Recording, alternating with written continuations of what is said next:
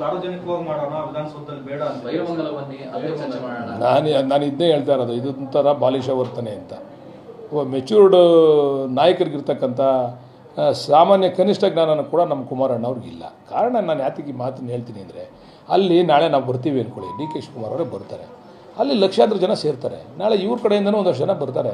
ನಾಳೆ ಎರಡು ಕಾರ್ಯಕರ್ತರ ಮಧ್ಯೆ ಮಾರಾಮಾರಿ ನಡೆದ್ರೆ ಇದು ಏನಾಗಿದೆ ಅಂದರೆ, ಇದು ರೈತರದ್ದು ಬಿಟ್ಬಿಟ್ರು. ಈಗ ರೈತರ ಇಶ್ಯೂ ಇಲ್ಲ. ಈಗ ಅಲ್ಲಿ ರೈತರು ಹೋರಾಟ ಮಾಡ್ತಾ ಇರ್ತಕ್ಕಂಥದ್ದಕ್ಕೆ ಹೋಯ್ತು. ಈಗ ಪೊಲಿಟಿಕಲ್ ಇಶ್ಯೂ ತೊಗೊಂಬಿಟ್ಟವ್ರೆ.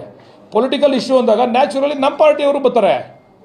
ಈಗ ಪೊಲಿಟಿಕಲ್ ಇಶ್ಯೂ ಅಂದಾಗ ನ್ಯಾಚುರಲಿ ಸಾಕ್ಬಿಡೆ. ಈಗ ಪೊಲಿಟಿಕಲ್ ಇಶ್ಯೂ ಅಂದಾಗ ನ್ಯಾಚುರಲಿ ನಮ್ಮ ಪಾರ್ಟಿಯವರು ಸೇರ್ತಾರೆ. ಈಗ ಡಿ ಕೆ ಶಿವಕುಮಾರ್ ಅವರು ಬರ್ತಾರೆ, ನಮ್ಮ ಕಾರ್ಯಕರ್ತರು ಲಕ್ಷಾಂತರ ಜನ ಬರ್ತಾರೆ, ಅವ್ರ ಕಾರ್ಯಕರ್ತರು ಬರ್ತಾರೆ. ನಾಳೆ ಹೊಡೆದಾಡಾಗ ಜವಾಬ್ದಾರಿ ಯಾರು?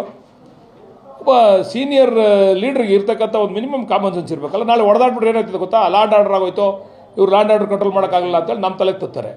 ಇದನ್ನು ಮಾಡಬೇಕು ಅನ್ನೋ ಉದ್ದೇಶದಿಂದ ಕುಮಾರಸ್ವಾಮಿ ಅವ್ರನ್ನ ಕರೆದಿರೋದು ಅಲ್ಲಿಗೆ. ನಿಮಗೇನು ಸತ್ಯಾಸತ್ಯತೆ ಜನಕ್ಕೆ ಗೊತ್ತಾಗಬೇಕು, ಅಷ್ಟಾರು ಬೇಕಾಗಿರೋದು.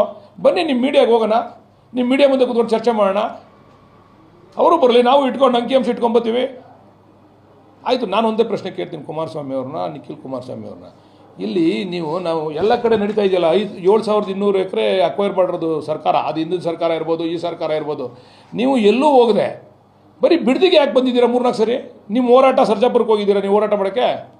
ಸರ್ಜಾಪುರಕ್ಕೆ ಹೋಗಿ ನೀವು ಹೋರಾಟ ಮಾಡಿದರೆ ನಾವು ಒಪ್ಪೋತಿದ್ದೋ. ಸರ್ಜಾಪುರಕ್ಕೆ ಹೋಯ್ತಾ ಇಲ್ಲ ನೀವು? ಅಲ್ಲೇ ನಿಮ್ಮ ಪಾರ್ಟಿ ಕಾರ್ಯಕರ್ತರಿಲ್ವಾ? ನಿಮ್ಮ ರೈತರ ಬಗ್ಗೆ ನಿಮಗೆ ವಿಶ್ವಾಸ ಇಲ್ವಾ? ಅಲ್ಲಿ ಚಿಕ್ಕಬಳ್ಳಾಪುರದಲ್ಲಿ ನಡೀತದೆ, ಜಂಗಮನ ಕೋಟೆಯಲ್ಲಿ ಸುಮಾರು 2,008 ಎಕರೆ ನಡೀತಾ ಇದೆ. ಅಲ್ಲಿ ಹೋಗಿದ್ದೀರಾ ನೀವು? ಯಾಕೆ ಹೋಗಿಲ್ಲ ನೀವು? ದೊಡ್ಡಬಳ್ಳಾಪುರದಲ್ಲಿ ನಡೀತಾ ಇದೆ 2,100 ಎಕರೆ ದೊಡ್ಡಬಳ್ಳಾಪುರದಲ್ಲಿ. ನೀವು ಅಲ್ಲಿ ಹೋಗಿದ್ದೀರಾ ನೀವು? ಹಂಗಾರೆ ಕುಮಾರಸ್ವಾಮಿ, ನಿಖಿಲ್ ಕುಮಾರಸ್ವಾಮಿ. ನಂಜನಗೂಡಲ್ಲಿ ನಡೀತಾ ಇದೆ.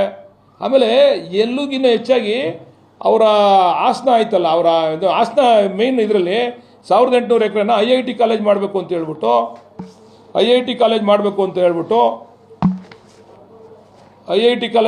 ಅಂತ ಅಂದ್ಬಿಟ್ಟು ಅದನ್ನು ಅಕ್ವೈರ್ ಮಾಡಿಬಿಟ್ಟವ್ರು. IIT ಕಾಲೇಜ್ ಇನ್ನೂ ಮಂಜೂರಾಗಿಲ್ಲ ಕೇಂದ್ರದಿಂದ. ಅದು ಮಂಜೂರಾಯ್ತದೆ ಇಲ್ವೋ ಗೊತ್ತಿಲ್ಲ. ಆ ರೈತರು ನಮಗೆ ಜಮೀನು ಬಿಟ್ಕೊಡಿ ಅಂತ ಇವತ್ತವರೆಗೂ ಹೋರಾಟ ಮಾಡ್ತಾವ್ರೆ. ನಿಮ್ಮಪ್ಪ, ನಿಮ್ಮ ತಂದೆ ದೇವೇಗೌಡರು, ನಿಮ್ಮ ಅಣ್ಣ ರೇವಣ್ಣ, ತಮ್ಮನ ಅಣ್ಣನಪ್ಪ, ಅಣ್ಣ ಇರಬೇಕು, ಅಣ್ಣ ರೇವಣ್ಣ ಇಬ್ಬರು ಅಕ್ವೈರ್ ಮಾಡಿ, ಇಲ್ಲ ನಾನು ಮಾಡಬೇಕು ಅಂತೀರ. ಅದು ರೈತರಲ್ವ ಅವರು? ಇವಾಗ ಅಲ್ಲಿ ಬಿಡ್ಸ್ರಿ ಹೋರಾಟ ಮಾಡಿ. ಅದನ್ನು ಬಿಟ್ಬಿಟ್ಟು ಡಿ ಕೆ ಶಿವಕುಮಾರ್ ಅವ್ರು ಮುಖ್ಯಮಂತ್ರಿ ಆಗ್ಬಿಟ್ಟವ್ರೆ, ಇವ್ರಿಗೆ ಏನಾದರೂ ಮಾಡಿ ನಾವು ಕಪ್ಪು ಮಸಿ ಬೆಳಿಬೇಕು ಅವ್ರಿಗೆ ಅಂತ ಅಂದ್ಬಿಟ್ಟು ಬೆಳಿಗ್ಗೆ ಇದ್ದರೆ ನೀವು ಆಮೇಲೆ ಹೋರಾಟ ಮಾಡಿ ರೈತರು ಕರ್ಕೊಂಡು ನಾವು ಸ್ವಾಗತ ಬಯಸ್ತೀವಿ. ನೀವು ಮೈಸೂರಿಂದ ಜನ ಕರ್ಸೋದು, ಮಂಡ್ಯದಿಂದ ಆಮೇಲೆ ಪೇಮೆಂಟ್ ಮಾಡೋರೆ ಜನಗಳಿಗೆ.